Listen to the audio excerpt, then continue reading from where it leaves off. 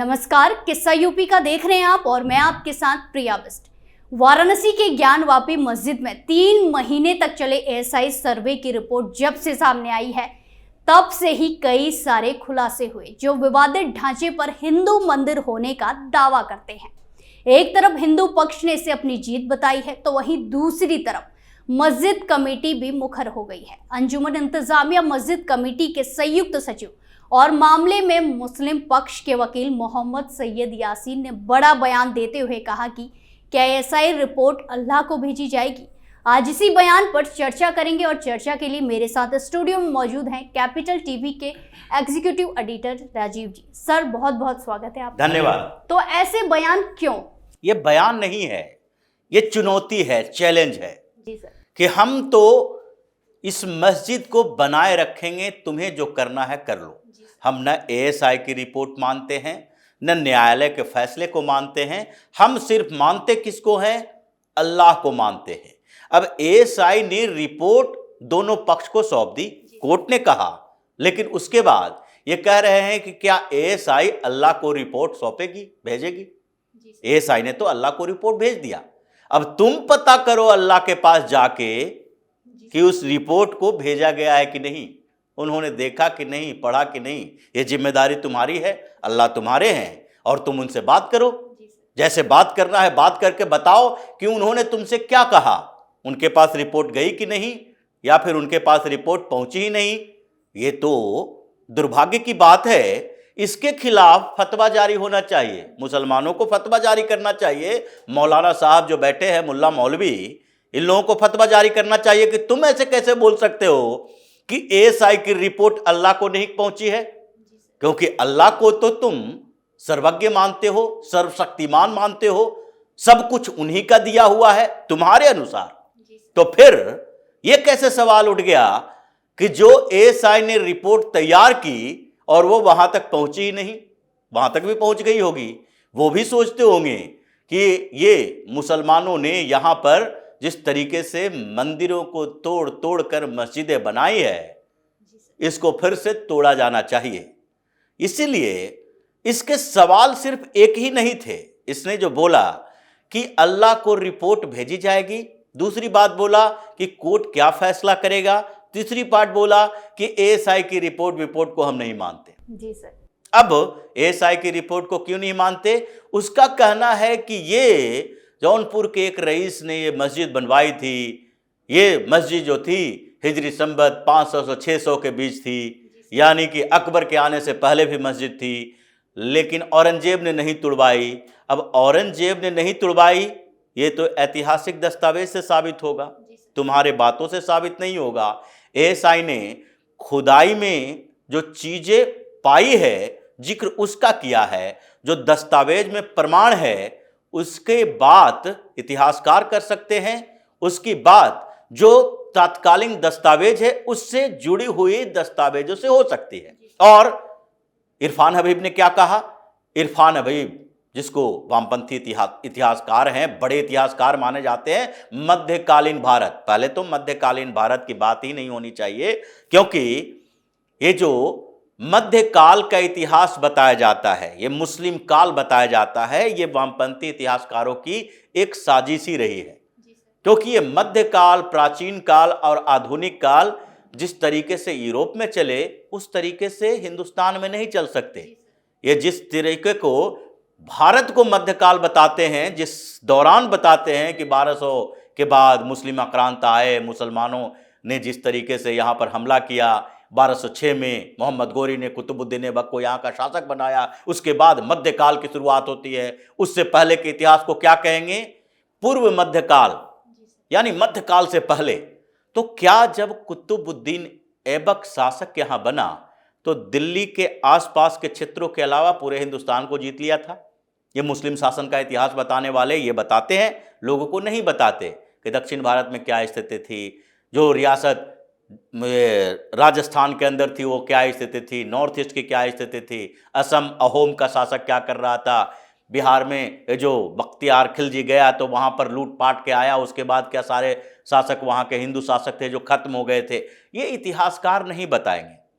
लेकिन ये इरफान हबीब जैसा वामपंथी घोर मुस्लिम समर्थक इतिहासकार जिसको ये लोग मानता है, वो भी ये कहने को मजबूर हो गया कि तथ्य तो सही है। ये जो बातें कही गई है इसमें कोई दो राय नहीं है कि औरंगजेब के समय ही वहां पर मंदिर को तोड़ा गया और वहां पर मस्जिद बनाई गई, इसमें कोई दो राय नहीं है। ये इरफान हबीब कहता है। ये जो कमेटी वाले, मुस्लिम पक्ष वाले जो बड़े बड़े बयान दे रहे हैं कि हम इस सर्वे की रिपोर्ट को नहीं मानते, उनको ये सवाल करना चाहिए अपने आप से और अपने उन समर्थक इतिहासकारों को झुठलाना चाहिए, बताना चाहिए कि तुम गलत बोल रहे हो, क्योंकि औरंगजेब के समय में नहीं हुआ, ये तो पहले से ही बनी हुई थी मस्जिद। अगर पहले से ही बनी हुई थी तो क्या ये बता सकते हो तुम कि जब हिंदुस्तान में 705-6 में मोहम्मद बिन कासिम आया, सिंध पर हमला किया, भाग गया, फिर 1011, 12, 10 तक ये अलग अलग समय में आता रहा मोहम्मद गजनबी, लूटपाट के यहाँ से जाता रहा। मोहम्मद गौरी आया और उसके बाद यहाँ पर जो कुतुबुद्दीन ऐबक को बिठा के गया, मतलब मुसलमानों का शासन यहाँ पर कुछ क्षेत्रों में शुरू करवाया। उससे पहले क्या हिंदुस्तान का इतिहास नहीं था? उससे पहले हिंदुस्तान की सभ्यता नहीं थी? ये तो तुम सोच के देखो कि जब मोहम्मद साहब इस्लाम बनाए, जैसे कि बेसिकली कहा जाता है, पैगंबर तो इनके बहुत सारे हैं उससे पहले भी, लेकिन उससे पहले भी हिंदू सभ्यता थी, सनातन सभ्यता थी, हिंदुस्तान की सभ्यता थी। ये मोहनजोदड़ो और सिंधु घाटी सभ्यता के बारे में पहले से पता है सबको। ये जानकारियां हैं कि कैसे 2500 BC में यहाँ पर सभ्यता का विकास हुआ था। ये यहाँ पर जो पहले से बने हुए हैं उसको अब कंट्रोवर्सी क्या पैदा कर रहा है? ये उसके साथ ये भी बोला कि वहां पर कोई बौद्ध मठ रहा होगा। अब बौद्ध मठ भी रहा होगा तुम्हारे अनुसार तो उसको तोड़ के तुमने मस्जिद बनाई। अब ये विवाद कहां से आया कि बौद्ध मठ की बात करो, मतलब हिंदुओं और बौद्धों को पहले लड़ने दो कि ये हमारा है, ये हमारा है। जैसे स्वामी प्रसाद मौर्य ने कुछ दिन पहले कहा कि कई ऐसे बौद्ध मठ रहे हैं जहां पर तोड़ के मंदिर बनाया गया है, इसलिए उन बौद्ध मठों को फिर से स्थापित करो। अब ये हिंदू, बौद्ध, जैन के बीच लड़ाई झगड़ा करवाने की कोशिश कर रहा है कि आपस में तुम लोग लड़ जाओ, क्योंकि हम तो मानते ही नहीं हैं। ये सनातन सभ्यता संस्कृति का अंग के तौर पर, अंश के तौर पर ये बौद्ध और जैन हैं। उनकी परंपराएं हमारी परंपराएं के जैसे है। थोड़ा सा आध्यात्मिक सोच में बदलाव आया है। हम तो बुद्ध को भी ईश्वर का, विष्णु, भगवान विष्णु का 10वां अवतार मानते हैं। तो इसलिए ये बातें ये लोग जो कर रहा है बौद्ध मठ की, वो हमें झगड़ा करवाने के लिए कर रहा है कि हम इनके झगड़ों को देखते रहें और फिर वो मस्जिद पर कोई दावा न कर सके। दूसरी बात और है, न्यायपालिका का जिक्र किया कोर्ट में, क्योंकि इन लोगों को लगता है कि ये कोर्ट जो है ये मामले के सोल्यूशन के लिए लंबा समय लेता है। कोर्ट कचहरी में मामला गया तो लंबे समय तक ये चलता रहेगा, फैसला जब आएगा तो देखेंगे, फैसला आने का इंतजार करते हैं, तब तक ये विश्वास है कि वो वैसे ही बनी रहेगी। तो मस्जिद वहाँ पर जो बनी हुई है इसमें कोई दो राय नहीं है। आपको मानना पड़ेगा कि वहाँ पर मंदिर को तोड़कर मस्जिद बनाई गई थी। इसके सारे प्रमाण एएसआई ने एक एक करके सारे दीवारों में पेंटिंग को लेकर, मूर्तियाँ कैसे उसके पिलर में पहले हिंदू देवी देवताओं का चित्रण किया गया है, ये सारे प्रमाण दिए हैं। तो अब आर्कियोलॉजिकल सर्वे ऑफ इंडिया का प्रमाण है, दस्तावेजों से ऐतिहासिक प्रमाण है कि ये ज्ञानवापी परिसर में जो मस्जिद बनाई गई है वो मस्जिद है जो हिंदू मंदिर को तोड़कर बनाई गई है। तो अब तो इन लोगों को सीधे सरेंडर कर देना चाहिए। अगर सरेंडर नहीं करता और चुनौती दे रहा है बार बार, तो ये चुनौती स्वीकार कर ली जाएगी। और ये चुनौती जब स्वीकार कर ली जाएगी तो ये जो जिस तरीके से जंग छेड़ने की तैयारी कर रहा है कि हम उस मस्जिद पर कब्जा करके बैठे रहेंगे, चाहे कोई भी फैसला आए, कोई भी रिपोर्ट आए, हम किसी को नहीं मानते। हम तो मानते हैं अल्लाह का फरमान आएगा। तो जब मस्जिद टूट जाए तो भी इसे अल्लाह का फरमान ही मानो। ये मत मानो जब ये तुम कहते हो कि उनकी मर्जी के बिना एक पत्ता भी नहीं हिलता डोलता, कुछ नहीं होता, तो तुम्हें ये मानना चाहिए कि उनकी मर्जी ही थी जो अयोध्या में बाबरी का ढांचा गिराया गया। ये उनकी मर्जी है। तुम्हें तो ये सोचना चाहिए, क्योंकि तुम तो मानते हो कि सब कुछ उन्हीं का कराया है, तो ये भी सोचो कि वो जो फैसला हुआ वो भी उन्हीं की मर्जी से हुई, और भव्य राम मंदिर बन रहा है उसमें भी उनकी मर्जी शामिल है। उन्होंने शायद ये बात तुम्हें माननी चाहिए। तो इसलिए ये समस्या कोर्ट कचहरी का सिर्फ नहीं है, समस्या प्रमाण और सबूत का नहीं है, समस्या एटीट्यूड का है, ईगो का है।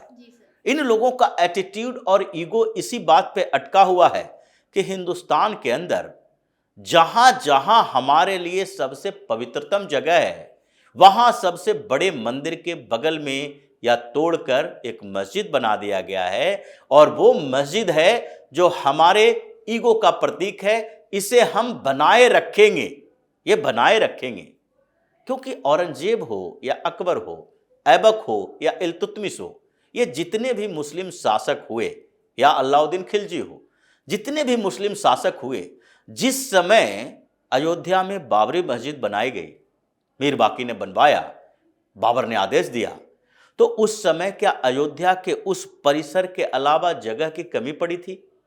चारों तरफ तो जगह ही थी, कहीं भी बना देता मस्जिद, अयोध्या के बाहर भी बना देता, क्योंकि जब बाबर आया तो उस समय भी भगवान श्री राम के बारे में तो पूरे हिंदुस्तान को पता था कि अयोध्या में पैदा हुए हैं, रामायण तो इनके काल में लिखा नहीं गया। तो ऐसे में इन लोगों को उस समय संघर्ष के लिए उस जगह को चुना। मथुरा में भगवान श्री कृष्ण के लिए, ये जो कारागार में भगवान श्री कृष्ण प्रकट हुए, ये सारी जानकारी तो पहले से थी, मुस्लिम आक्रांताओं के आने से पहले। उसी जगह पर, उसी भव्य मंदिर के बगल में तोड़ के उसको किसी तरह से उसको खिसका के बगल में एक संघर्ष की स्थिति पैदा करने के लिए इसने बनाया। नहीं तो ऐसा तो है नहीं कि जिस समय इन लोगों का समय था, उस समय न इतनी पॉपुलेशन, न इतनी सघन आबादी, न इतनी सघनता से बसावट थी, सारी जमीनें परती ही पड़ी हुई थी। और उस समय ये उन जगहों पर, काशी में, मथुरा में, अयोध्या में जो मस्जिद बनाई गई है, वो बनाई ही गई है इस आधार पर कि इन लोगों को हमेशा पता रहना चाहिए कि हमारे ऊपर इन लोगों ने शासन किया कुछ समय तक, और ये एटीट्यूड नहीं बदलेगा तो समय बदल गया है।